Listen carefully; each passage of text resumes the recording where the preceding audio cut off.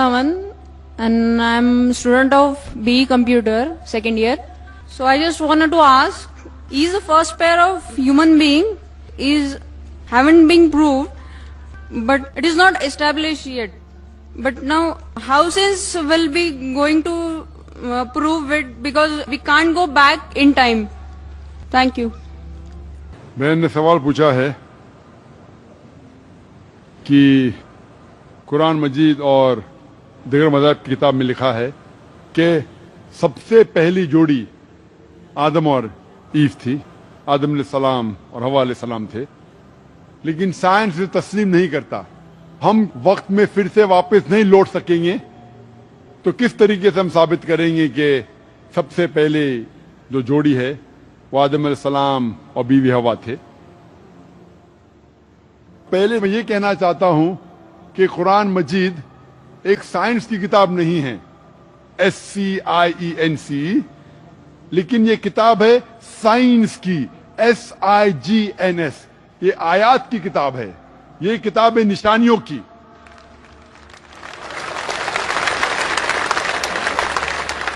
और कुरान मजीद में सब साइंस के फॉर्मूला नहीं है, लेकिन कुरान मजीद में 6000 से ज्यादा आयतें हैं, 6000 से ज्यादा निशानियां हैं, और इस 6000 में से 1000 से ज्यादा अल्हम्दुलिल्लाह साइंस के बारे में बात करती है। और मैं ये कहना चाहता हूं कि साइंस इतनी एडवांस नहीं है, तो मैं क्यों कुरान मजीद में हर बात पे अमल करता हूं। जो भी कुरान मजीद में लिखा है साइंस के बारे में, अगर आप मेरी तकरीर सुनेंगे, मिसाल के तौर पे हम कह सकते कि 80% साइंस प्रूफ कर चुका है कि जो भी कुरान में लिखा है 100% सही है। 80% जो कुरान में लिखा है साइंस ये साबित कर चुका है कि 100% सही है। अभी 20% इज एम्बिगुअस, जो हमें पता नहीं। इस 20% में से 1% अभी तक साबित नहीं किया गया है कि वो गलत है। अननोन, एम्बिगुअस, पता नहीं, तो हम डालते उसे डाउटफुल कैटेगरी में। Doubtful, we don't know. तो मेरी लॉजिक ये कहती है, अगर 80% 100% सही है और 20% डाउटफुल है, अननोन है, एम्बिगुअस है, उसमें से 0.1% भी साबित नहीं हो चुका कि गलत है, क्योंकि साइंस इतनी एडवांस नहीं है कि उसे साबित कर सके। तो मेरी लॉजिक ये कहती है कि ये 20% भी इंशाअल्लाह सही होगा। और इस 20% में आता है कि पहली जोड़ी इंसान की थी आदम अलैहिस्सलाम और बीवी हवा। साइंस इतनी एडवांस नहीं कि ये कह सके कि इस जिंदगी के बाद और एक जिंदगी है, लाइफ आफ्टर डेथ। आखिरत के बारे में साइंस इतनी एडवांस नहीं। साइंस ये नहीं तस्लीम करती जो कुरान में लिखा है कि कुरान में जिक्र है जन्नत और दोज़ख का, कुरान में जिक्र है जिन का। साइंस अब तक इतनी एडवांस नहीं कि इसके बारे में कह सके कि ये सही है। तो बहुत सी चीजें जो कुरान मजीद में लिखी थी 1400 साल पहले, अक्सर चीजें साइंस तस्लीम नहीं करती थी, लेकिन आज साइंस एडवांस होने के बाद, साइंस तरक्की करने के बाद 80% से ज्यादा हम ये कह सकते हैं कि साइंस आज तस्लीम करती है कि 100% सही है। इंशाअल्लाह हो सकता है कि 50 साल बाद, 100 साल बाद, 200 साल बाद साइंस ये भी तस्लीम करेंगी कि जन्नत है, दोज़ख है, जिन है, एंजल है, और ये भी तस्लीम करेंगे कि पहली जोड़ी आदम और बीवी हवा थी। I am Wasim Bhandari. I am from Bijapur, Karnataka. I asked one of my friends to come to this program, but he said, I cannot come, but I have a question, and you asked this question to Dr. Zakir Naik. So the question goes like this. वो पूछते हैं कि कुरान में एक जगह बोलते हैं कि हर एक चीज का हिसाब लिया जाएगा, and just now you said, और ये क्वेश्चन वो भी बोलता है कि अगर अल्लाह चाहेगा तो हर गुनाह को माफ करके जन्नत में दाखिल करेगा. सो isn't it a contradiction? This is why is asking, because I say there is no contradiction in the glorious Quran.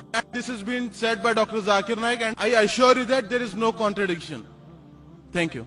भाई साहब ने अपने गैर मुस्लिम का सवाल पूछा है और कहते हैं कि कुरान मजीद में लिखा है कि हर अमाल का हिसाब लिया जाएगा, और मैंने अपने तकरीर में कहा हूँ कि अल्लाह ताला अगर चाहे तो किसी को भी माफ कर सकता है। तो ये कॉन्ट्रडिक्शन है कि नहीं?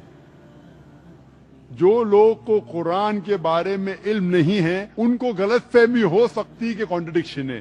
जब अल्लाह ताला फरमाते, कई जगह अल्लाह ताला ने फरमाया कि जर्रा भर अगर आपने नेक काम किया है तो अल्लाह ताला उसका हिसाब लेगा, और जर्रा भर गलत काम किया उसका हिसाब लेगा, इसमें कोई शक नहीं।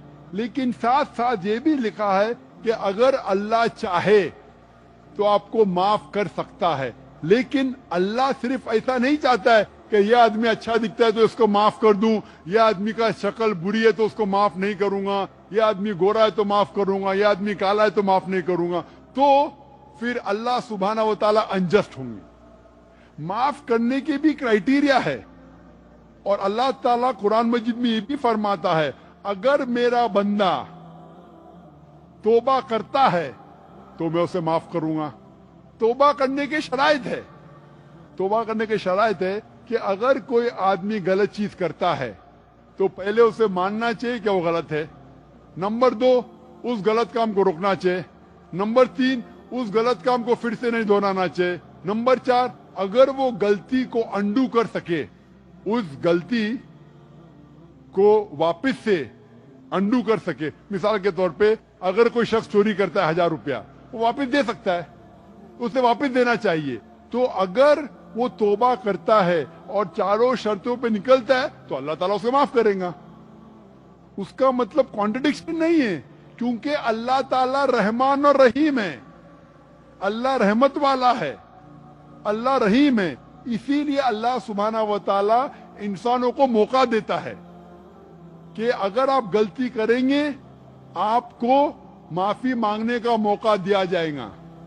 और अल्लाह ताला अगर हर इंसान की छोटी गलती पकड़े और अगर एक भी गलती को माफ नहीं करे तो अल्लाह के रसूल के हिसाब से कोई भी इंसान जन्नत में नहीं जाएगा। इसीलिए हर सूरे के पहले बिस्मिल्लाहिर रहमानिर रहीम है।